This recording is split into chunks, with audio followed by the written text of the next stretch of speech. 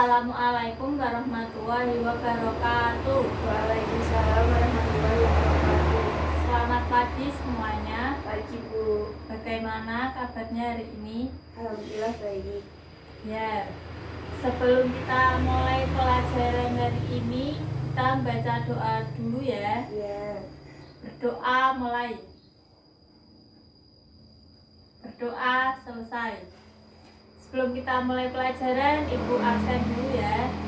Naila. Ya, kita mulai pelajaran hari ini. Kemarin pelajarannya sampai mana? Sampai Al-Quran hadis sebagai pedoman hidup. Nah, kita lanjutkan ya. Ya.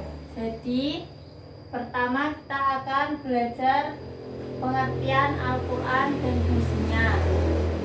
Jadi, arti Al-Quran secara bahasa. Jadi, secara bahasa itu Al-Quran berarti bacaan.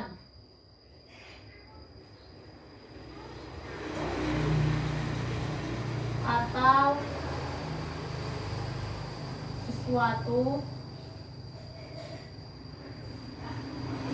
yang dibaca berulang-ulang.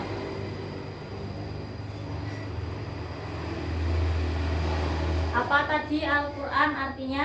Bacaan atau sesuatu yang dibaca berulang-ulang. Ya, kalau secara istilah Al-Quran artinya kalam Allah yang diturunkan kepada Nabi Muhammad SAW sebagai mukjizat yang ditulis dalam mushaf dan diriwayatkan oleh mutawatir. Dan apabila kalau kita membaca Al-Quran itu sama saja kita dengan beribadah. Nah, Al-Quran itu namanya tidak hanya Al-Quran saja, itu ada banyak. Al-Quran itu ada nama lainnya. Ada Alkitab. Selanjutnya ada Syifa. Ada Nur. Alkitab yang berarti wahyu yang ditulis. Kalau Syifa itu berarti obat. Kalau Nur apa? Cahaya. Ya, benar. Kalau Nur itu cahaya. Lalu fungsi Al-Quran sebagai kehidupan sehari-hari atau sebagai pedoman hidup. Yang pertama itu Al-Quran sebagai mukjizat, yaitu Al-Quran sebagai mukjizat terbesar bagi Rasulullah SAW. Yang kedua, Al-Quran sebagai pedoman hidup. Jadi di dalam Al-Quran itu sudah ada hukum-hukum yang di dalam Al-Quran itu sebagai sumber pokok ajaran Islam untuk umat Islam. Jadi Al-Quran sebagai pedoman hidup itu Al-Quran sebagai sumber pokok ajaran Islam yang dimana untuk rujukan umat Islam memahami syariat hukum seperti hukum sholat apa nanti di Al-Quran itu ada. Selanjutnya Al-Quran sebagai pembenar Al-Quran sebagai pembenar atau penyempurna kitab-kitab lain.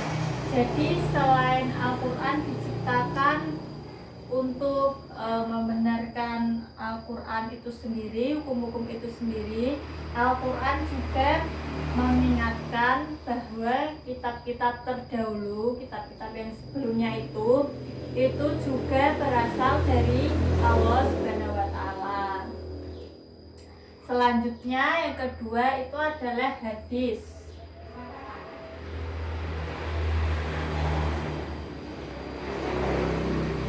Pengertian hadis secara bahasa itu berarti baru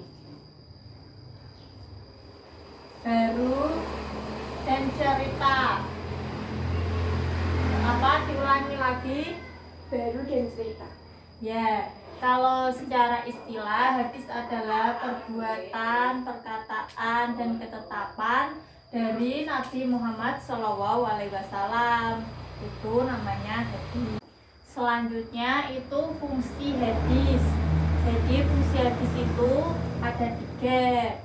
Yang pertama itu menguatkan hukum yang telah ada di Al-Quran. Jadi kan biasanya ada hukum apa gitu, nah kan biasanya ada hadisnya mana gitu kan. Terus yang kedua itu menguraikan atau menjelaskan hal-hal yang global. Lalu yang ketiga menetapkan hukum yang belum ada di Al-Quran. Misalnya hukum apa di Al-Quran belum dicantumkan hukumnya, berarti nanti ditetapkan oleh hadis. Selanjutnya cara memfungsikan Al-Quran dan hadis. Yang pertama itu tadi sebagai pedoman hidup.